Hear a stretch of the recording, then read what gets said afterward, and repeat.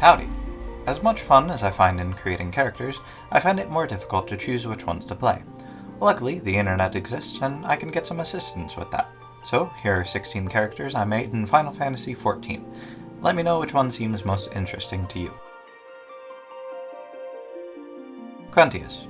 Sure, his personality might be holding him back from a promotion or two, but he's got more style in his left hand than every commander put together.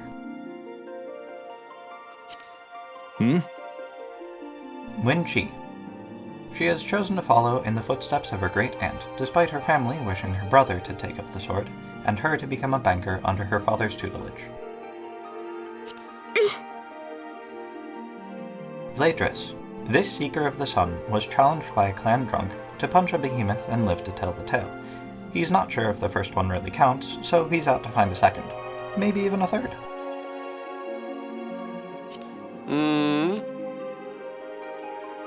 Nephanis. Captain of the Gilded Leviathan, she's a menace at sea and a blessing at the ports. Most of what her crew repossesses doesn't stay with them, barring the occasional cask of ale, a few spare gold trinkets, and the odd castaway here and there.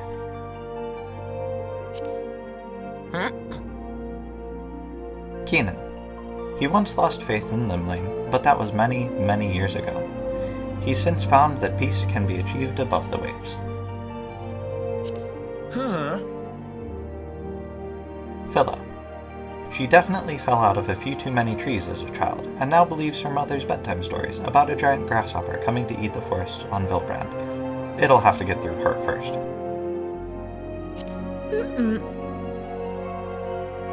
Rosenthal. The only reason he's not a scholar is because his impressive height got him voted most likely to become an esteemed warrior, or so the story goes.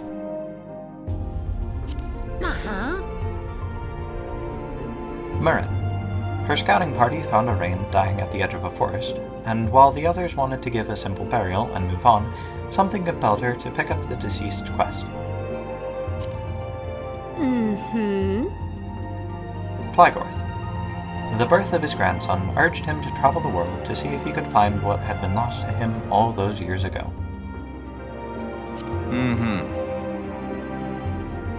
Mako.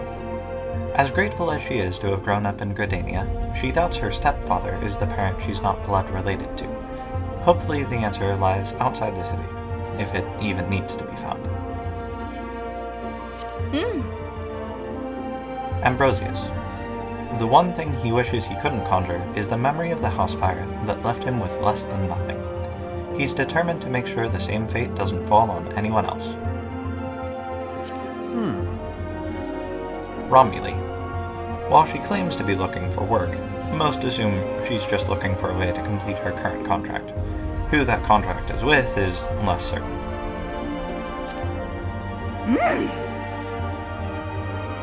Jinbron. This sea-wolf's life changed after a voyage even his old crewmates won't speak of. But if it was for the better, this newly forged thaumaturge is still unsure. Brenna.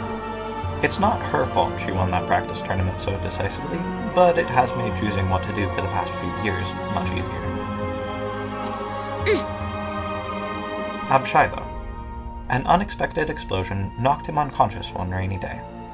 When he came to, all signs of his friends had been washed away. He's still trying to find them. Willow. Her practice was held alone, inside, not with her twin terrorizing the poor fishermen on the wharfs of Limsa Liminsa. She fears the day she might have to prove how disparate the results are. Now, the astute observers among you probably noticed I didn't make any Hrothgar or Vera, and while I could be honest and say that's because I'm only on the trial version, I'll instead choose to say that I'm boycotting them until my bunny boys and buff cat girls are validated like they should have been from the start. Once that happens, I'll probably make another batch of characters, but until then, this is what you get.